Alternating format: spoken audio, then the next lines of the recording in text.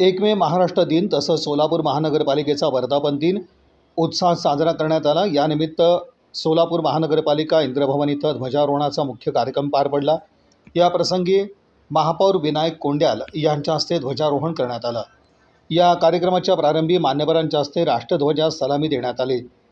यावेळी उपमहापौर ज्ञानेश्वरी देवकर, सभागृह नेते नरेंद्र काळे, स्थायी समिती सभापती रंजिता चाकोते, पालिका आयुक्त डॉक्टर सचिन ओंबासे, नगरसेवक विनोद भोसले, नगरसेविका कल्पना कदम, संगीता जाधव तसंच नगरसेवक ज्ञानेश्वर मॅकल, महेश देवकर, नागेश खरात, पृथ्वीराज कोंड्याल तसंच अतिरिक्त आयुक्त संदीप कारंजे, वीणा पवार, उपायुक्त अश्विनी लोकरे,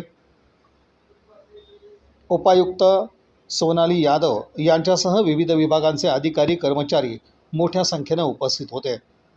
या प्रसंगी महापौर विनायक कोंड्याल यांनी महाराष्ट्र दिन आणि महापालिकेच्या वर्धापन दिनानिमित्त नागरिकांना शुभेच्छा देत सोलापूर शहराच्या सर्वांगीण विकासासाठी महानगरपालिका कटिबद्ध असल्याचं सांगितलं। शहरातील नागरिकांना उत्तम सुविधा उपलब्ध करून देण्यासाठी विविध विकास कामं राबवली जात असून आगामी काळातही अधिक प्रभावी कामकाज करण्याचा संकल्प यावेळी व्यक्त करण्यात आला।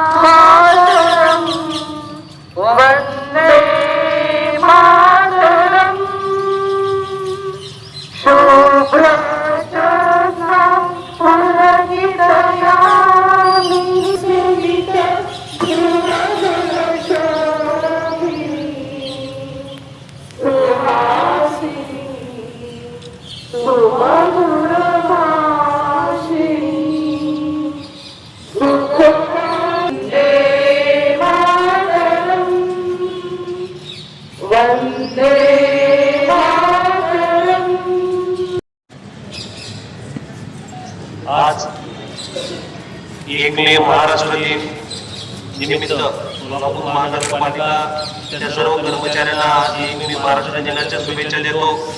या ठिकाणी उपस्थित असलेले सभागृह नेते, आयुक्त, उपमहापौर व सर्व कर्मचारी, सन्माननीय सदस्य, पत्रकार बांधव, उपस्थित मान्यवर तसेच माझ्या प्रिय सोलापूर बंधू-भगिनींनो, आजचा दिवस आपल्या सर्वांसाठी अभिमान आणि प्रेरणादायी आहे। 1 मे महाराष्ट्र दिन आणि सोलापूर महानगरपालिका वर्धापन दिन हा आपल्या राज्याच्या प्रगतीचा आणि शहराच्या सर्वांगीण विकासाचा उत्सव आहे।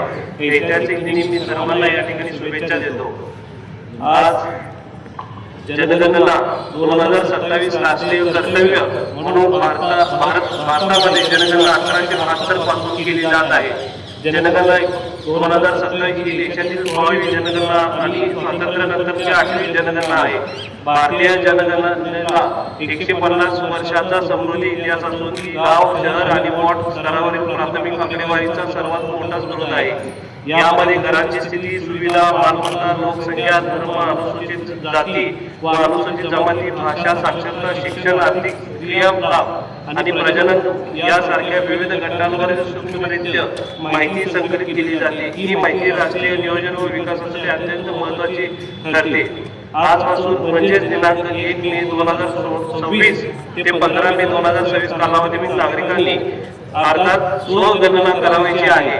याकरिता माननीय भारत सरकार गृह मंत्रालय यांनी हे ॲप वरून उपलब्ध दिलेले आहे। सोलापूर शहरातील प्रथम नागरिक या नात्याने मी याद्वारे आवाहन करतो की सोलापूर शहरातील सर्व नागरिकांनी या कालावधीत स्वगणना करून राष्ट्रीय कार्यात सहकार्य करावे।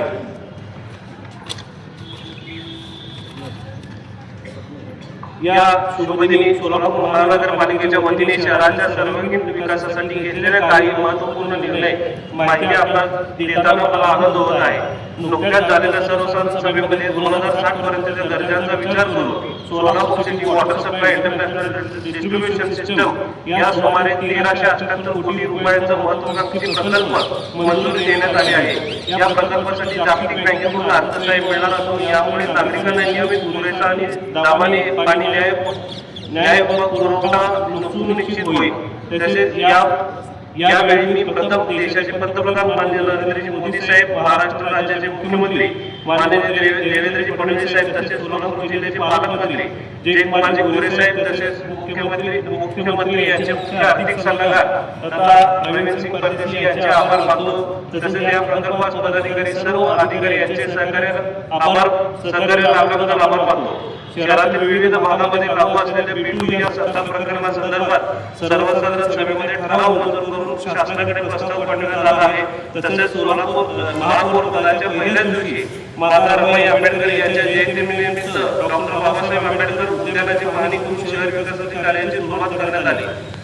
सोलापूर शहरातील नागनकोट रोड, रोडगी रोड, MIDC येथील अंतर्गत रस्त्यांसाठी आमदार माननीय श्री देवेंद्रदादा मोठे यांनी 56 कोटी रुपयांचा निधी देऊन उपलब्ध करून दिला आहे. तसेच सोलापूरचे ग्रामदैवत श्री सीतारामेश्वरांच्या स्थापन केलेल्या 68 लिंग परिसराच्या सुशोभीकरणासाठी 6 कोटी 80 लाख निधीची मागणी करण्यात आली असून त्यापैकी पहिल्या टप्प्यात 2 कोटी मंजूर करण्यात आले आहे. पाकली येथील जलशुद्धीकरण केंद्रासाठी वन विभागाच्या जागेचा प्रश्नही सोडविण्यात आला आहे. उजनी ते सोलापूर रखडलेल्या दुहेरी जलवाहिनीसाठी 89 कोटी आहे. याबद्दल मी मनपूर्वक आभार व्यक्त करतो. तसेच लिंगायत समाजासाठी स्मशानभूमीसाठी 2 एकर जागा उपलब्ध करून देण्यात आली आहे. महानगरपालिका अर्थसंकल्पामध्ये विविध समाजोपयोगी व विकास कामांसाठी मोठ्या प्रमाणावर निधीची तरतूद करण्यात आली आहे. यामध्ये लिंगायत बांधवांसाठी 25 लाख, बसवेश्वर पुतळा परिसर सुशोभीकरणासाठी 50 लाख, मध्ये पाटकंडे मंदिर परिसर सुशोभीकरणासाठी 75 लाख, बिरोबा मंदिर परिसर सुधारणासाठी 50 लाख निधी देण्यात आला आहे. तसेच नियोजित डॉक्टर बाबासाहेब आंबेडकर भवनासाठी 1 कोटी रुपये व डॉक्टर बाबासाहेब आंबेडकर उद्यान विकास कामासाठी 50 लाख रुपये, नियोजित मराठा भवन साठी 1 कोटी रुपये, जुने सोलापूर भागातील नाट्यगृह 1 कोटी रुपये आणि इंडोर स्टेडियमसाठी 1 कोटी रुपये मंजूर करण्यात आले आहे. हेडगेवार पटांगण सुधारण्यासाठी 50 लाख रुपये, धर्मवीर संभाजी महाराज सुशोभीकरण, संभाजी महाराज तलाव सुशोभीकरण करण्यासाठी 1 कोटी रुपये देण्यात आलेले आहे. स्मशानभूमी सुधारण्यासाठी 2 कोटी रुपये, येगाव स्मशानभूमीकरिता जागा संपादन करण्यासाठी 1 कोटी रुपये, दहीवणे स्मशानभूमी सुधारणा करण्यासाठी 50 लाख रुपयांची तरतूद करण्यात आलेली आहे. याशिवाय सुनीलनगर असेल, नीलमनगर असेल, आशानगर, सीतारामेश्वरनगर, विनायकनगर तसेच MIDC परिसरातील नागरिकांसाठी सुसज्ज प्रसूतिगृह व रुग्णालय उभा करण्यासाठी 2.5 कोटी रुपयांचा निधी उपलब्ध करून देण्यात येत आहे.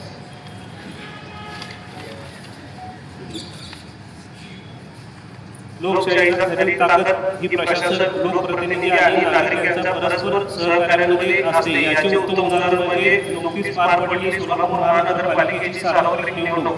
ही निवडणूक प्रक्रिया शांततेत, पारदर्शकपणे आणि लोकशाही मूल्यांचे पालन करत यशस्वीरित्या पार पडली. यासाठी मी सर्व नव्याने निवडून आलेल्या सदस्यांचे मनपूर्वक अभिनंदन करतो आणि स्वागत करतो.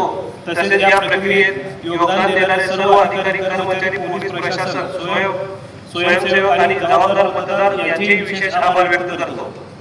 आपली महानगरपालिका अधिक लोकाभिमुख, गतिमान आणि पारदर्शक करण्यासाठी आम्ही कटिबद्ध आहोत. पाणीपुरवठा, स्वच्छता, रस्ते, ड्रेनेज, सार्वजनिक आरोग्य, शिक्षण आणि अग्निशमन सेवा या मूलभूत सुविधांमध्ये सातत्याने सुधारणा करण्यावर आमचा भर आहे. राज्याच्या माननीय मुख्यमंत्र्यांनी जाहीर केलेल्या 150 दिवसांचे कृती कार्यक्रमांतर्गत महानगरपालिकेत सर्व सेवा ऑनलाईन करण्यात आल्या आहेत. यामुळे नागरिकांना आता महानगरपालिकेत ये-जा करण्याची गरज राहणार नाही. घर बसल्या सर्व सेवा मिळणार असल्याने वेळ व पैशाची बचत होणार आहे. नवनिर्वाचित लोकप्रतिनिधींनी या सेवांचा प्रभावी वापर करून नागरिकांना त्यांचा लाभ मिळवून द्यावा असे मी आवाहन करतो. तसेच 150 दिवसांचा कृती आराखडा उत्तमपणे राबवल्याबद्दल मी आयुक्त व सर्व अधिकाऱ्यांचे अभिनंदन करतो.